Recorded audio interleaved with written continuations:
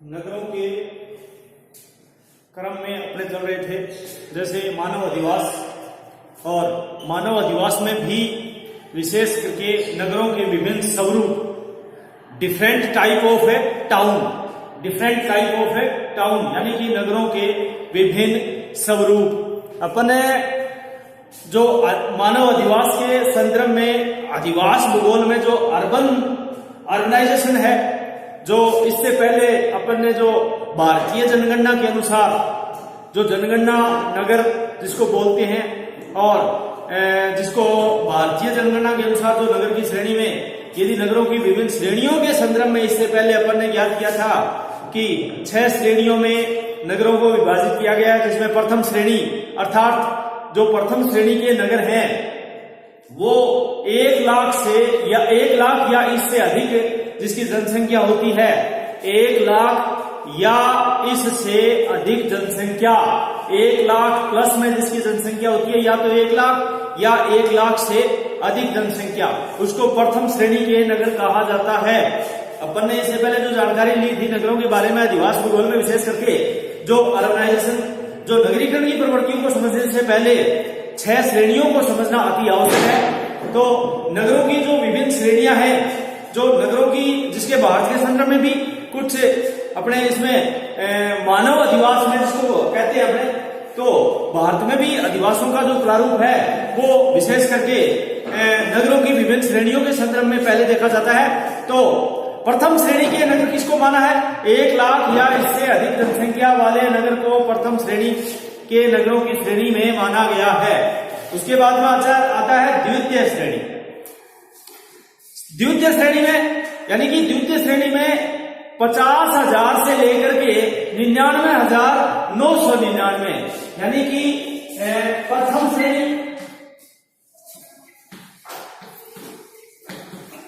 प्रथम श्रेणी में प्रथम श्रेणी के नगर को किन में माना है? प्रथम श्रेणी यानी 1 लाख या इससे 1 लाख या इससे अधिक जनसंख्या, यानी कि 1 लाख या इससे अधिक जनसंख्या, यानी कि 1 लाख से प्रथम श्रेणी के जो नगर हैं, कहने का मतलब है कि प्लस में 1 लाख, प्लस में 1 लाख है ना, प्लस में 1 लाख, तो ये तो हो गई प्रथम श्रेणी के नगर माना है। कहने का मतलब है कि नगरों की विभिन्न जो श्रेणियां हैं वो प्रथम श्रेणी में 1 लाख या इससे अधिक जनसंख्या वाले नगरों को प्रथम श्रेणी। अब आता है द्वितीय श्रेणी, यानी कि द्वितीय श्रेणी, द्वितीय श्रेणी के नगर। अब इनमें क्या है? द्वितीय श्रेणी में कौन से आएंगे? द्वितीय श्रेणी में आएंगे कि द्वितीय श्रेणी के नगर 50,000 से लेकर के 50,000 से लेकर के 50,000 से 99,999। कहने का मतलब है कि 1 लाख से 1 कम, 1 लाख से 1 कम, जो द्वितीय श्रेणी के 1 लाख होते ही किसमें चले गए? प्रथम श्रेणी में। 1 लाख जिसकी जनसंख्या हो गई या उससे अधिक हो गई, वो किसमें चले गए? वो प्रथम श्रेणी में चले। इसके बाद में जिसको अपने बोलते हैं द्वितीय श्रेणी के, तो द्वितीय श्रेणी का मतलब ये हुआ कि 99,999 तो अंतिम आंकड़ा है, और 50,000 से लेकर के 50,000 से कम नहीं होना चाहिए। ये द्वितीय श्रेणी है, 50,000 से कम नहीं होना चाहिए। कहने का मतलब है कि द्वितीय श्रेणी यहां लिख देते हमने, यहां अपने लिख देते कि 50,000 टू 99,999, ये संख्या होनी चाहिए द्वितीय श्रेणी। ये द्वितीय श्रेणी। कहने का मतलब है कि प्रथम श्रेणी में 1 लाख या इससे अधिक जनसंख्या वाले नगरों को श्रेणी में रखा गया है, और नगरों की विभिन्न श्रेणियां बांटी गई हैं। कहने का मतलब है कि नगरों का जनसंख्या के आधार पर जो जनगणना विभाग है, भारत के जो जनगणना विभाग है, उन्होंने नगरों की जनसंख्या को एक आधार प्रदान करके विभिन्न श्रेणियों में विभक्त किया है। कहने का मतलब है कि भारत की जनगणना विभाग ने the census of India department यानी कि सेंसस डिपार्टमेंट ऑफ इंडिया यानी कहने का मतलब भारत के जनगणना विभाग ने नगरों को जनसंख्या के आधार पर 6 श्रेणियों में विभाजित किया है और उनमें प्रथम श्रेणी 1 लाख या उससे अधिक जनसंख्या वाले जो नगर हैं अपने भारत में, उनको प्रथम श्रेणी की जनसंख्या या प्रथम श्रेणी के नगर माना है। द्वितीय श्रेणी में 50,000 से कम नहीं होनी चाहिए, वो 50,000 से कम होते ही तृतीय श्रेणी में चला गया। कहने का मतलब 50,000 से लेकर के 99,999 यानी 1 लाख से 1 कम। अब आता है तृतीय श्रेणी। अब कौन सा आता है? तृतीय श्रेणी यानी कि तृतीय श्रेणी। जो तृतीय श्रेणी के नगर हैं उनमें जैसे थर्ड स्टेज में नगर कौन से माने हैं? 20,000 से लेकर के 49,999। कहने का मतलब है कि ये तो हो गया फर्स्ट, ये हो गया सेकंड और ये हो गया थर्ड, है ना। ये थर्ड में कौन सा माना है? थर्ड में माना है 20,000 टू 49,999 जिसकी जनसंख्या है। 20,000 से लेकर के 49,999 जिसकी जनसंख्या है। 20,000 से लेकर के 49,999 तक की जनसंख्या, तक की, इसके आगे अपन लगा देते हैं तक की जनसंख्या, तक की जनसंख्या। तो यहां पर तृतीय श्रेणी की जो नगर है 20,000 से लेकर के और 49,999 तक की जनसंख्या, तक की जनसंख्या। जैसे ये हो गया तृतीय श्रेणी के नगर। 20,000 से लेकर के 49,999 जिसकी जनसंख्या होती है, वो नगर कौन सी श्रेणी में आ गए? तृतीय श्रेणी में आ गए। अब इसके आगे चतुर्थ श्रेणी यानी कि चौथी श्रेणी में नगर कौन से आते हैं? भारतीय जनगणना विभाग ने नगरों को जनसंख्या के आधार पर, पॉपुलेशन को आधार मान करके और उसको श्रेणियों में 6 श्रेणियों में विभाजित किया। वो पता होना चाहिए अपने को कि भारतीय जनगणना विभाग जो हर 10 साल के अंतराल में होती है, अभी 2021 में जनगणना होगी और इससे पहले 2011 में जनगणना। अब जो आंकड़े चल रहे हैं अपने पास में, जो अब आंकड़े उपलब्ध हैं, जो अपने वर्तमान में चल रहे हैं, वो 2011 के आंकड़े। बार बार आता है लिखा हुआ कि 2011 के अनुसार जनसंख्या 2011 के अनुसार हर 10 साल के अंतराल में जनगणना की जाती है और जनसंख्या को काउंट किया जाता है और वो आंकड़े जो जनगणना विभाग जारी करता है उसी को ऑथेंटिक माना जाता है। तो भारतीय जनगणना विभाग जो नगरों का एक आधार माना है, वो जनसंख्या को एक आधार मान करके 6 श्रेणियों में विभाजित किया है और उन पर अपने चर्चा कर रहे थे कि प्रथम श्रेणी के नगर किसको माना है? जिसकी जनसंख्या 1 लाख या उससे अधिक जनसंख्या होती है, उन नगरों को प्रथम श्रेणी की जनसंख्या में रखा है। और द्वितीय श्रेणी की जनसंख्या है वो 50,000 से लेकर के 99,999 यानी 1 लाख से 1 कम माइनस, तो वो द्वितीय श्रेणी। इसी प्रकार से तृतीय श्रेणी के नगरों को 20,000 से लेकर के और 49,999 वो तृतीय श्रेणी की। और इसी प्रकार से चतुर्थ श्रेणी। अब आते हैं अपने चतुर्थ श्रेणी। चतुर्थ श्रेणी का मतलब है 10,000 से लेकर के और जैसे तृतीय श्रेणी में अपने 20,000 से लेकर के आए थे, तो चतुर्थ श्रेणी में 10,000 से लेकर के यहां लिख सकते हैं फोर्थ, यानी कि फोर्थ है चतुर्थ श्रेणी में 10,000 से लेकर के और अपने 19,999 तक, है ना। इसका मतलब है चतुर्थ, यहां हिंदी में लिख देता हूं मैं, चतुर्थ श्रेणी। चतुर्थ श्रेणी में अपने 10,000 से 19,999 तक की जनसंख्या वाले नगरों को चतुर्थ श्रेणी में रखा है। कहने का मतलब है कि जो चौथी श्रेणी है, चतुर्थ श्रेणी है, उसको 10,000 से लेकर के 19,999 तक की जनसंख्या वाले नगरों को चतुर्थ श्रेणी की जनसंख्या में रखा है। इस प्रकार से पंचम श्रेणी अगली आती है, पंचम श्रेणी, यानी यहां लिख रहा हूं मैं फिफ्थ, और फिफ्थ में सीधा सा है, जैसे 5,000 से 999, 5,000 की जनसंख्या से जैसे इससे एक घटा तो अपने न्यूनतम सीमा है जिसमें 9,999 हो जाएगी, तो 9,999 ये आ जाएगा पंचम श्रेणी, है ना। यानी कि पंचम श्रेणी का मतलब 5,000 से 9,999 तक की जनसंख्या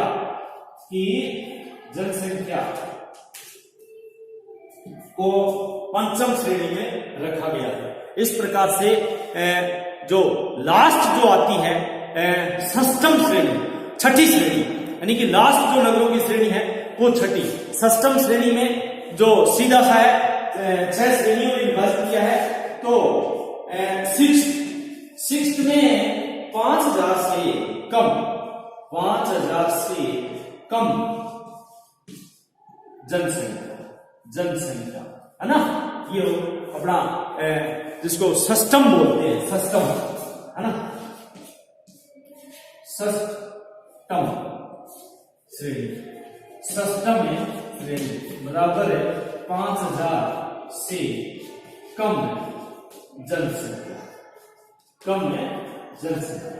कहने का मतलब है षष्ठम श्रेणी यानी 5,000 से जो कम जनसंख्या होती है उसको षष्ठम श्रेणी में रखा गया है। कुल मिलाकर के जो जनसंख्या का एक मोटा जो आंकड़ा है वो भारत के जनगणना विभाग ने नगरों को जनसंख्या के आधार पर कुछ श्रेणियों में विभाजित किया गया है, और नगरों की जो विभिन्न श्रेणियां बांट करके अध्ययन किया गया है उनमें 6 श्रेणियां, नगरों के 6 श्रेणियां बांटी गई हैं, जिसमें प्रथम श्रेणी अर्थात 1 लाख या इससे अधिक जनसंख्या होती है उसको प्रथम श्रेणी। द्वितीय श्रेणी अर्थात 50,000 से 99,999 की संख्या होती है, जनसंख्या है, उसको द्वितीय श्रेणी में रखा गया है। तृतीय श्रेणी जो 20,000 से लेकर के 20,000 की जनसंख्या से लेकर के अपने 49,999 तक की जनसंख्या वाले नगरों को तृतीय श्रेणी की जनसंख्या या तृतीय श्रेणी में रखा गया है। चतुर्थ श्रेणी 10,000 से लेकर के और अपने चतुर्थ श्रेणी जो 10,000 से लेकर के 19,999 की जनसंख्या वाले नगरों को चतुर्थ श्रेणी में। पंचम श्रेणी 5,000 से लेकर के 9,999 तक की जनसंख्या वाले नगरों की जो श्रेणी है वो 5वीं, और षष्ठम श्रेणी जो 5,000 से कम जनसंख्या होती है उसको षष्ठम श्रेणी में रखा गया है। इस प्रकार से भारत के जनगणना विभाग ने नगरों की जनसंख्या के आधार पर 6 श्रेणियों में विभाजित किया गया है। कहने का मतलब है कि जैसे अपने बोलते हैं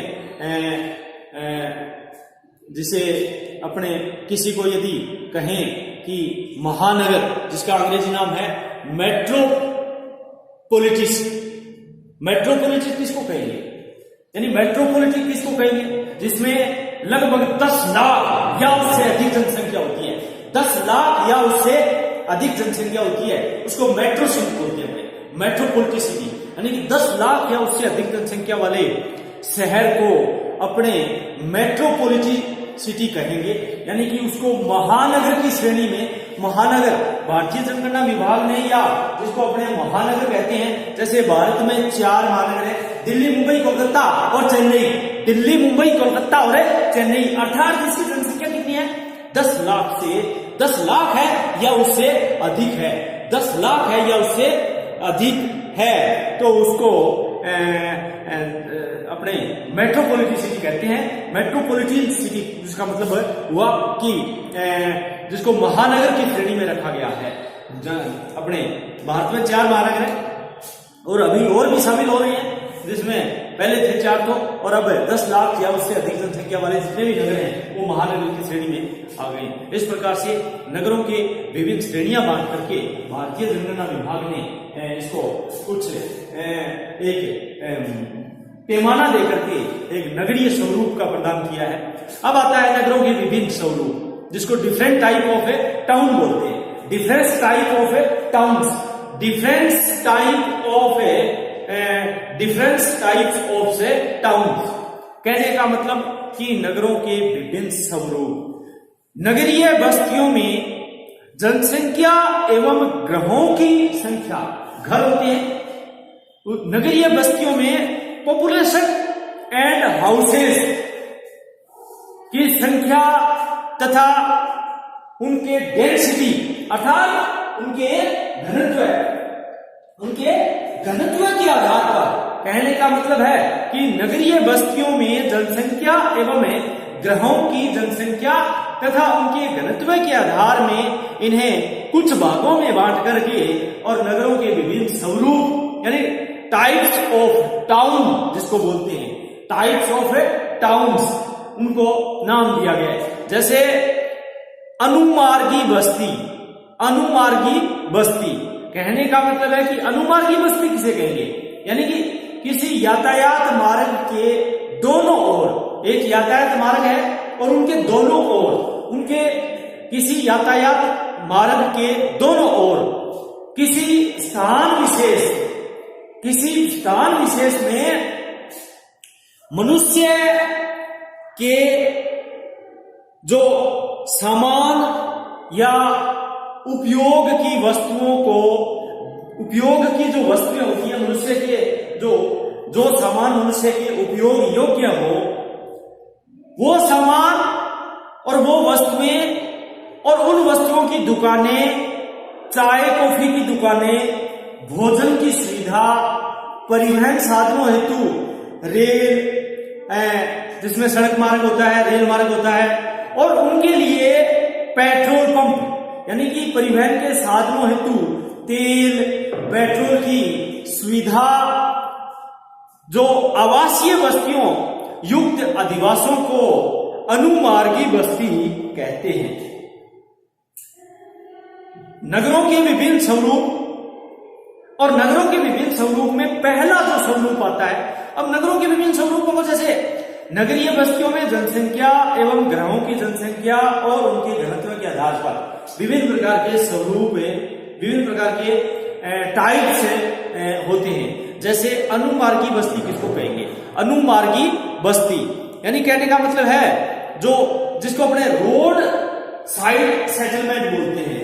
रोड साइड सेटलमेंट कहने का मतलब है अनुमार्गी, रोड साइड सेटलमेंट अर्थात अनुमार्गी बस्ती। अब अनुमार्गी बस्ती को जैसे कई बार 2 नंबर का आ जाता है कि डिफाइन करना है कि अनुमार्गी बस्ती इतना आ जाता है, the road side settlement, what is the road side settlement, या सीधा आ जाता है अनुमार्गी बस्ती क्या है। तो अपने को परिभाषित करना है। कैसे परिभाषित करेंगे कि यह एक नगरों के स्वरूप का प्रकार है, नगरों के स्वरूप का प्रकार है जिनमें किसी यातायात मार्ग के दोनों ओर, किसी यातायात मार्ग के दोनों ओर किसी स्थान विशेष में मनुष्य के जो उपयोग की वस्तुएं होती हैं, मनुष्य के जो रोजमर्रा की जो चीजें होती हैं, मनुष्य के जो सामान या मनुष्य के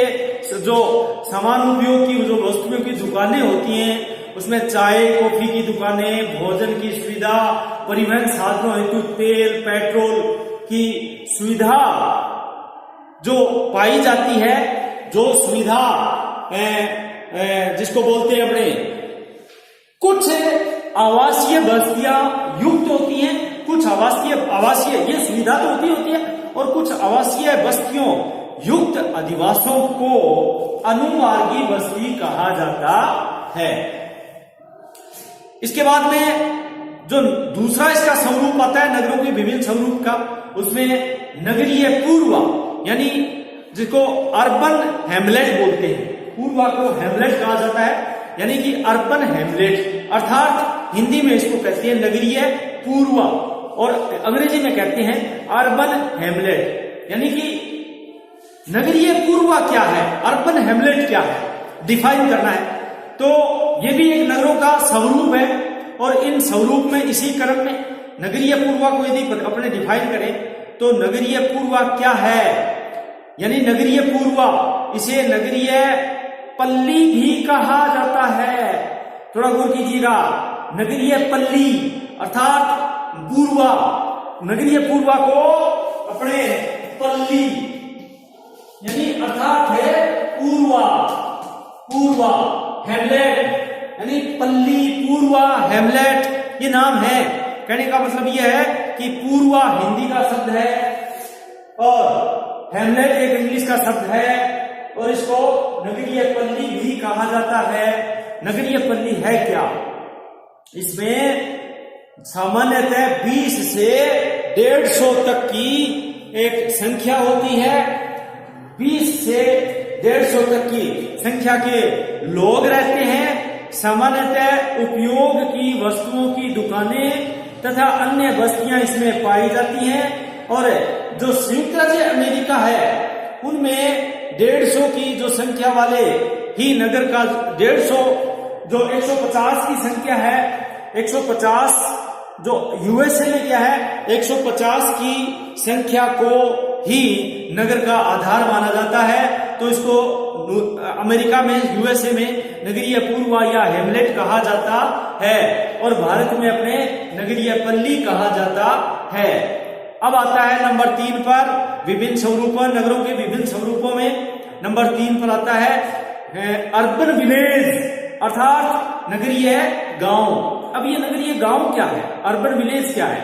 नगरीय गांव में ग्रामीण तथा नगरीय दोनों प्रकार के सामाजिक सांस्कृतिक और उनकी विशेषताएं पाई जाती है। सामाजिक और सांस्कृतिक